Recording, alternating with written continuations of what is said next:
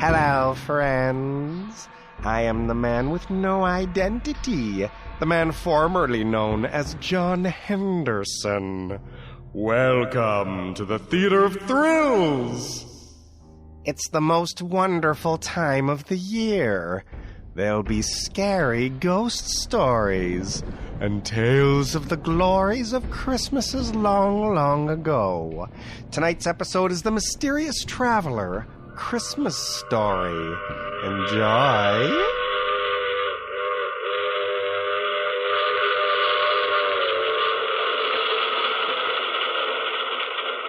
The Mutual Broadcasting System presents The Mysterious Traveler, written, produced, and directed by Robert A. Arthur and David Cogan, and starring two of radio's foremost personalities, Leon Janney and Ann Shepard, in Christmas Story.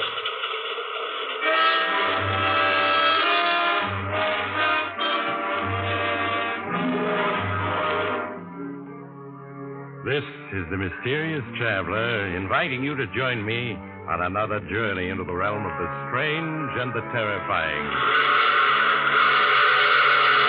I hope you will enjoy the trip, that it will thrill you a little and chill you a little.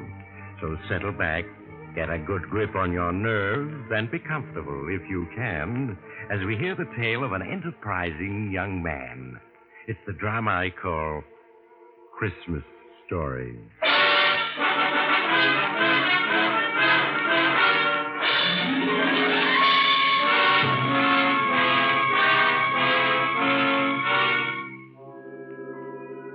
The name is Steve Farrell, and I've just gotten through playing Santa Claus.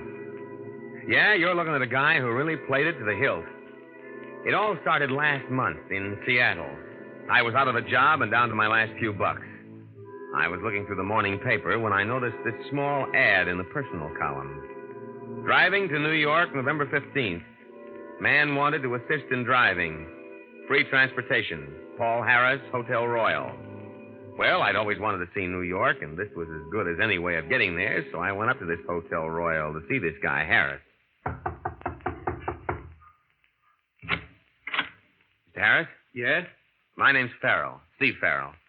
I read your ad in the morning paper. Oh, yes. Won't you come in? Thank you. If you haven't already found someone to help you drive to New York, I'd like to offer my services. Well, as a matter of fact, I haven't. Can you leave for New York a day after tomorrow? Sure, anytime. Well, good. Then why not come around at 9 in the morning and we'll get off to an early start? Okay, Mr. Harris, 9 it is.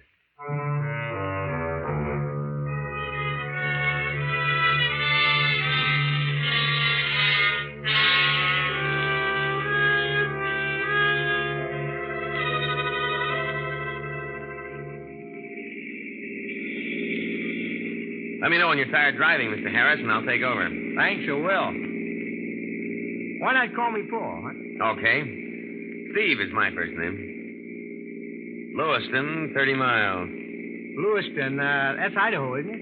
Yeah, we're just crossing the state line into Idaho. Oh, this is all new to me. I was born and raised in Alaska. This is my first trip to the States. Well, you're going to see a lot of scenery between here and New York. Yes, I'm looking forward to it. Life must have been pretty rugged in Alaska. Oh, it was. My parents were homesteaders. I never saw a city until a week ago when I arrived in Seattle. How come you're going to New York?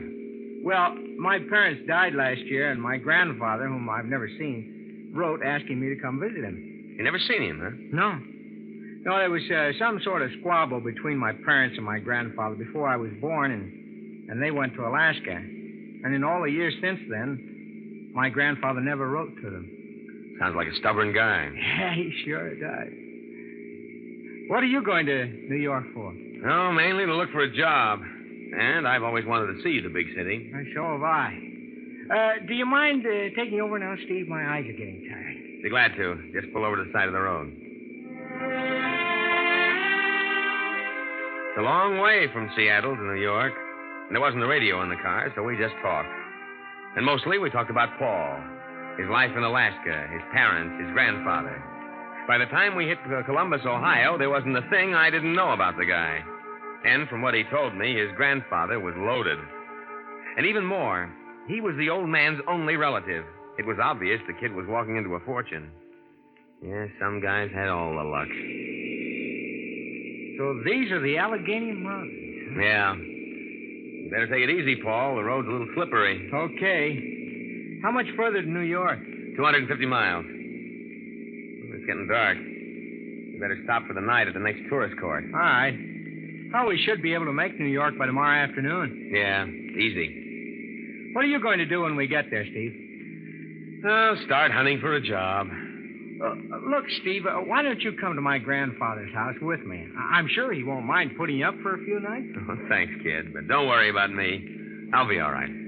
Steve, I don't want to lose track of you. I thought we were friends. Sure we are. As soon as I get located, I'll let you know where I am. You know, I thought this being your first visit to New York and mine, we might see the town together. You know, the Statue of Liberty, the Statue Empire. of Liberty. Yeah, sure. Yeah, while we're the same age, I'm afraid I haven't been around very much. I guess it's like you said, I'm strictly from the woods. Just 1 year in New York and you'll be hep to everything. Your eyes bothering you? Yeah, a little. You better let me take over when you get to the bottom of this mountain. Okay. You know, you ought to see an eye doctor. Your eyes seem to get tired awful quick. Well, the truth of the matter Hey, is... look out, kid. We're starting to skid. No, don't jam on the brakes. That only makes it worse. Now, reverse your wheel. I have. Steve, we're skidding off the road toward the mountain. Give me that wheel and do as I say. We're out of control. We're going over.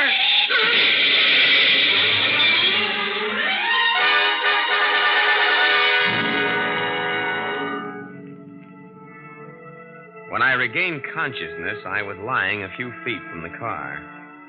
We'd rolled 300 feet down the side of the mountain, and the car was completely wrecked. I crawled to my feet and felt for broken bones. Other than a bad gash on my head and a mass of bruises, I was okay. I limped the few feet to the overturned car and looked in. Paul was still behind the wheel. Even before I reached for his pulse, I had a feeling he was dead. Paul's luck had run out. He'd never see all that dough that was waiting for him in New York. Yeah, it was then that it came to me. I hadn't wished the guy dead, but now that he was, and nobody in the States knew Paul or what he looked like, and on the other hand, I knew everything about him, well, it was a gamble, all right, but there was a fortune in the kitty. I went to work switching our clothes and all identification. Just as I finished, a state police patrol car came along the mountain road and spotted the wreck. They took me to headquarters, where I made a complete statement. A couple of hours later, I grabbed a train for New York.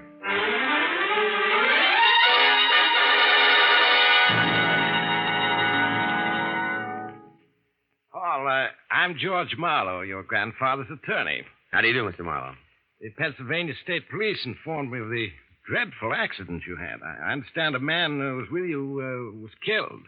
Yes, a fellow by the name of Steve Farrell. I met him in Seattle. He assisted me with the driving. Too bad, but thank heavens it wasn't you. It would have been your grandfather's death blow. How is he? Weak, very weak, but eagerly waiting to see you. All right, come along. Yes, sir. How's that gash on your head? Oh, not too bad. It was treated by a doctor at the state police headquarters. Look, you can only spend a few minutes with your grandfather, and excitement must be avoided by all means. I understand. And here we are.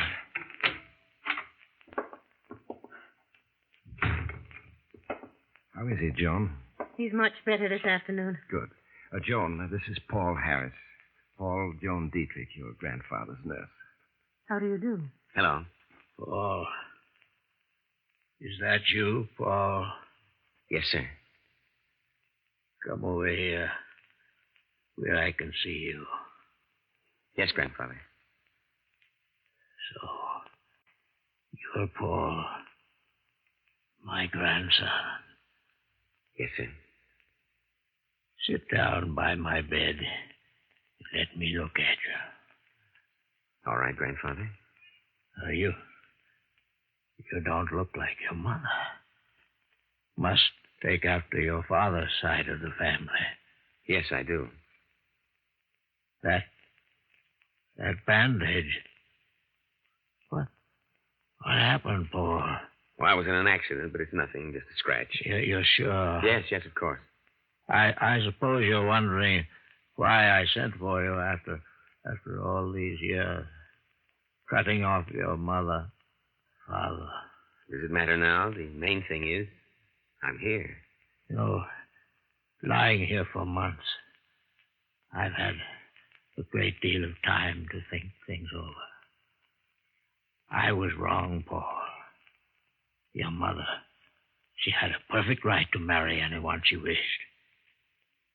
It was only my stubbornness that prevented the reconciliation. We all make mistakes. Yes, but 30 years of not seeing my own flesh and blood. It's been lonely, Paul. So lonely. And all my fault. But you're not alone anymore. I'm here. Yes, Paul, yes. What little time I have left, we must spend together. I think that's enough for now, Mr. Marshall. Paul can come and see you later, after your nap. Just a few more minutes, John. After your nap. Oh, she's a wonderful girl, Paul. But a tyrant. Come see me as soon as I'm awake. All right, Grandfather. Now, let me fix your pillows for you. Just your being here seems to have helped him, Paul. What do the doctors say, Mr. Marlowe? Week, month, several months at the outside. That bad, huh? Yes. Well, you must be tired after your trip. I had your suitcase taken to your room. Do you have any other luggage on the way? There's a small trunk coming, but it won't be here for weeks. If you need any money, just let me know. Your grandfather's placed a considerable sum at your disposal. Thanks. But I still have $2,000 left of the $5,000 he sent me. Very well, Paul. Remember, if there's anything at all you want, just let me know. Yeah, I was in. There was no question that I'd passed as Paul Harris. And why not? I had all the answers, and I was playing it careful. I walked through room after room of that Fifth Avenue mansion, knowing that within a matter of months it would be mine. In the weeks that followed, not a day passed, and I didn't spend a few hours with the old man. He liked me, I could see that. And the funny thing is, I liked him, too. During our little chats, there were times I felt I was his grandson.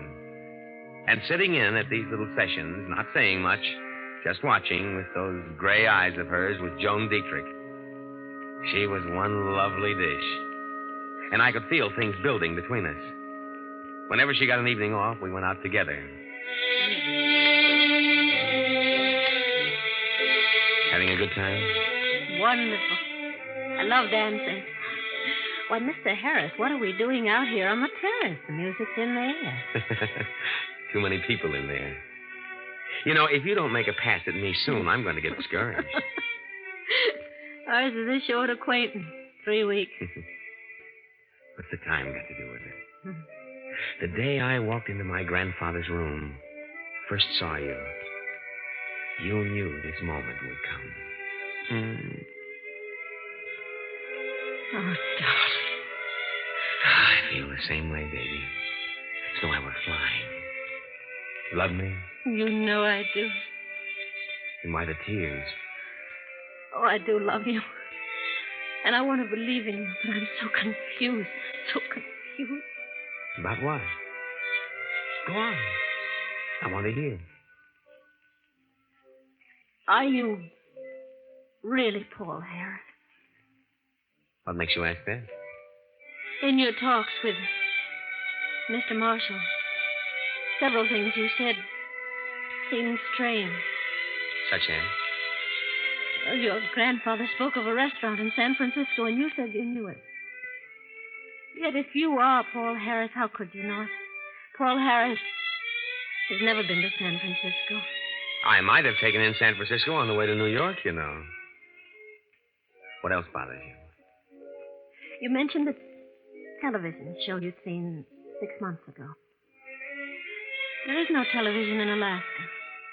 If you're Paul Harris, how could you have seen it? People up in Alaska see kinescopes of television shows, baby. They're shown like movies. Darling, just tell me I'm wrong. That's all I wanted to hear. I wish I could tell you I'm Paul Harris. But I'm not. You're not? No. The name is Farrell. Steve Farrell. Steve Farrell? Hmm. Wasn't that the fellow that was killed in that... It was Paul Harris who was killed. You changed identity. Yes. Oh, how could you? How could you? I was tired of being broke, of going from one lousy job to another. I saw a chance to grab a fortune and took it. What are you going to do? I should go to the police. I can't. Mr. Marshall thinks you're his grandson. He's extremely fond of you. If the truth were to come out, it would kill him. Is that the only reason you can't go to the police? Oh, Steve, what are we going to do? Nothing. Nothing. That's right. I'm going on being Paul Harris until the old man dies. Then I'm taking the estate. You can't, Steve. You can't. Why not? While the old man's alive, I'm making him happy. If I get his estate when he dies, who loses by it? It isn't as though he has other relatives. Why shouldn't I get it? No, it's wrong, Steve. It's wrong. It's wrong only if you're caught, baby. Only if you're caught.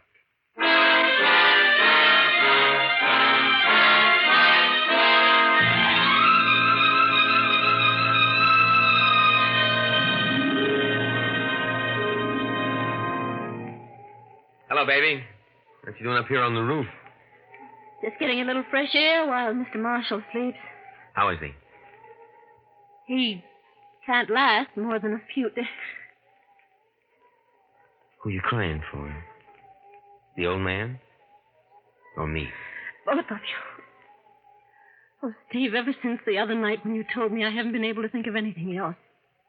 It's wrong, Steve. It's so wrong. Who am I hurting if I get the estate? I deserve it if anyone does. At least I'm making the old man happy in his last hours. What if you're caught? Do you realize they'd send you to prison? That's the chances you take, baby. Besides, who's going to get wise to me? There's Mr. Marlowe, and he's nobody's fool. Just one little slip, Steve, and he'll be on to you. Marlowe's a sharp citizen, all right, but I don't intend to make that one slip. Oh. Someone's coming up onto the roof. Hello, you two. Thought I'd find you up here. Hello? How are you, Mr. Marlowe? Right well, thank you. I understand Mr. Marshall's asleep. Yes, I left Mrs. Walker to look after him. He should be waking up soon. Maybe we better go down. My grandfather asked... Oh! What's the matter? Something in your eye, Paul? Yes, it's a cinder. Oh, left eye, huh? Yes. Well, stop rubbing it. Put your handkerchief over it. That's it. Stings like the devil. Go on over and sit on the chair. And I'll try to take it out for you. You want me to assist you to the chair? No, I can still walk.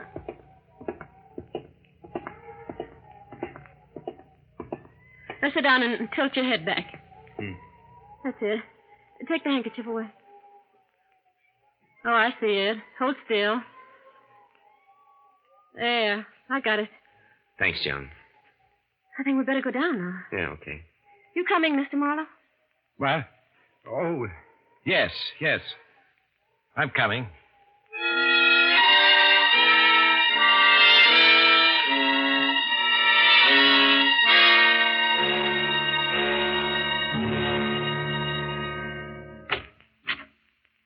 Mrs. Walker said that Mr. Marshall was asleep and she looked in on him a few minutes ago.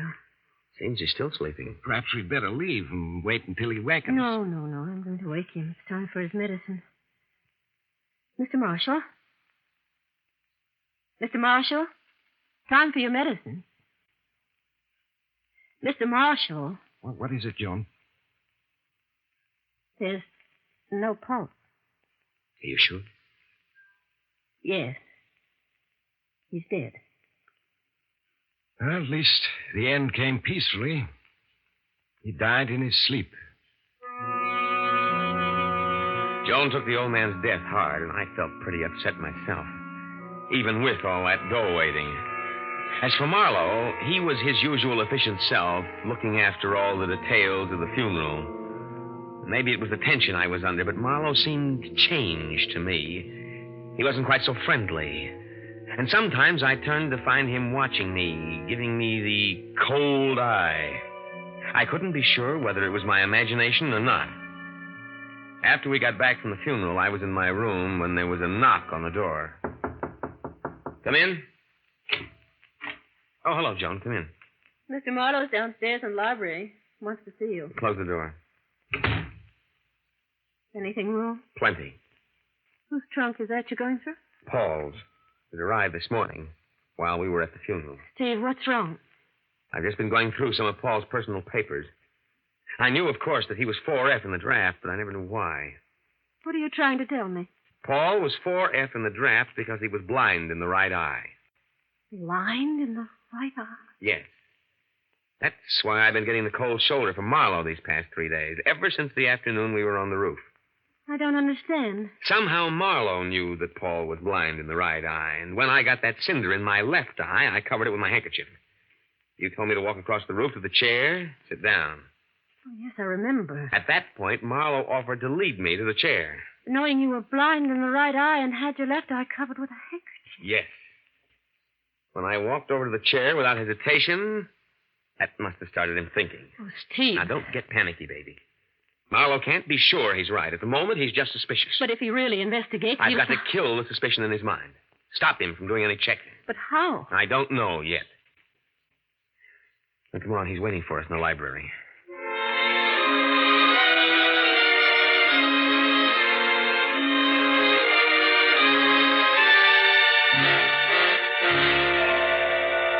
Sorry to have kept you waiting, Mr. Marlowe. That's quite all right. If you'll excuse me, I'll go... Joan, don't go. No reason why you shouldn't hear what I have to say. Tomorrow, Christmas Day, I'll officially read Mr. Marshall's will. However, I don't think I'm violating a trust in telling you the contents of the will. 2 weeks ago, Mr. Marshall had me draw up a new will, leaving his entire estate to you, Paul. I see. He was quite taken by you, felt that you were a credit to his name. Why are you crying, Joan? Nothing. As administrator of Mr. Marshall's will, it is my duty to see to it that the heirs, or heir, receive their just inheritances. This duty I shall fulfill. I understand. I am responsible under law for the awarding of the huge estate left by Mr. Marshall. I shall have to... Is your eye troubling you? You've been doing nothing but rubbing it since you came into this room. Sorry, Mr. Marlowe. As you know, I'm blind in my right eye, and now and then my left eye feels quite strained, particularly at a time like this.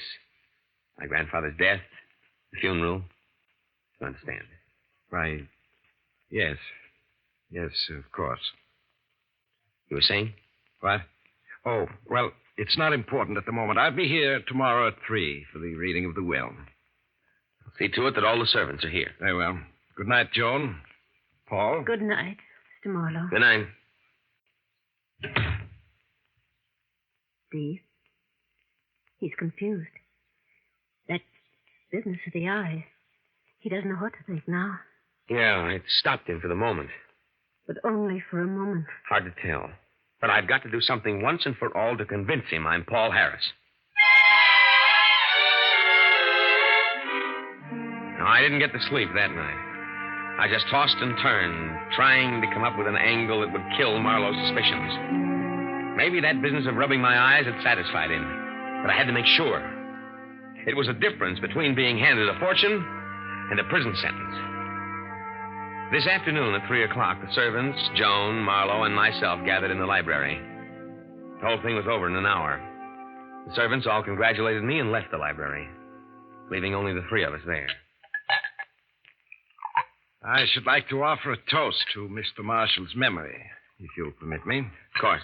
This was his favorite sherry. Joan? Thank you. Paul? Thanks. Here's to Peter Marshall, a man who lived honorably, died honorably. May his heir be worthy of him. As the 3 of us raised our glasses to our lips and drank, I could see Marlowe watching me over the brim of his glass with those cold blue eyes of his. We set down our glasses, and I turned to give Joan a cigarette. Out of the corner of my eye, I saw Marlowe pick up one of the 3 wine glasses. Suddenly, I realized it was my glass he picked up. He held it casually, almost as if he didn't know he was holding it.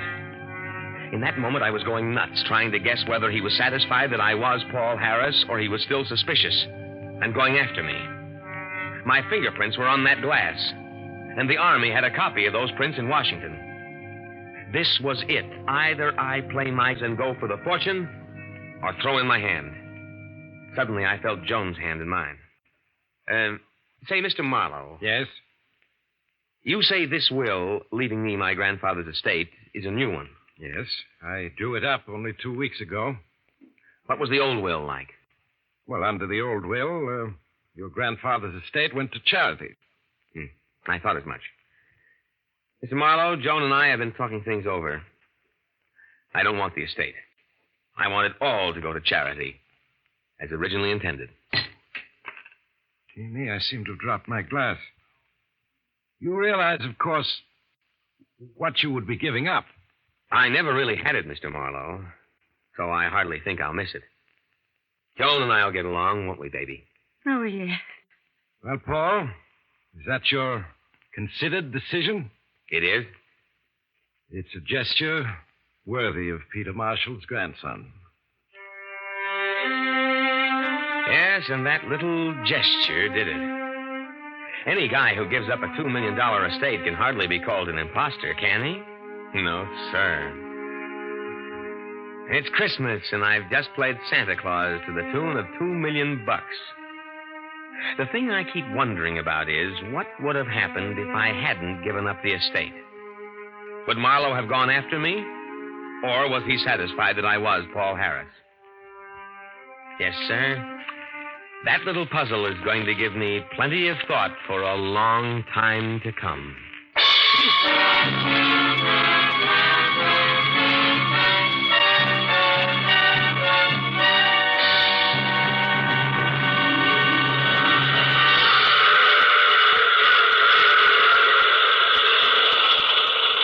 This is the mysterious traveler again.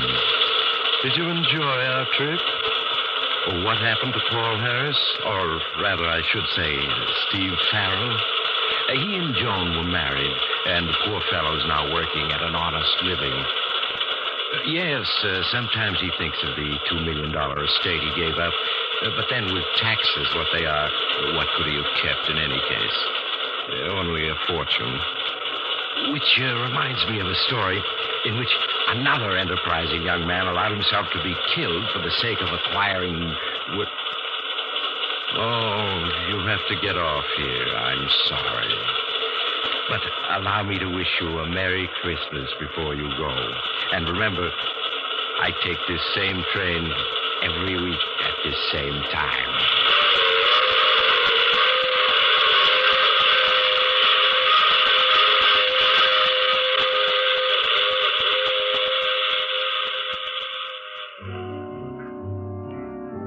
You have just heard The Mysterious Traveler. Now you can enjoy other tense and exciting tales of the Mysterious Traveler in the current issue of the Mysterious Traveler magazine, now available. In our cast were Leon Janney, Ann Shepard, and Lawson Zerbe, with Maurice Tarplin starred in the title role. Music under the direction of Emerson Buckley, composed by Richard DuPage. The Mysterious Traveler is written, produced, and directed by Robert A. Arthur and David Cogan. On this Christmas night, 1951, we send special greetings to Mutual's affiliate in San Antonio, Texas, radio station KMAC. Today, KMAC celebrates its 25th anniversary. Best wishes, KMAC, and congratulations. Phil Tonkin speaking. This program came to you from New York.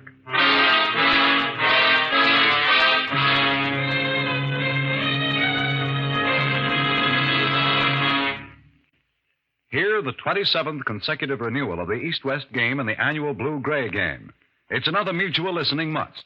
Not just one, but two of the season's biggest intersectional gridiron clashes will be aired for the sports-minded American listening public on the afternoon of Saturday, December 29th. The greatest names of the 1951 collegiate grid season are on the rosters of the competing squads. Remember, the action starts Saturday over most of these same stations. This is the Mutual Broadcasting System.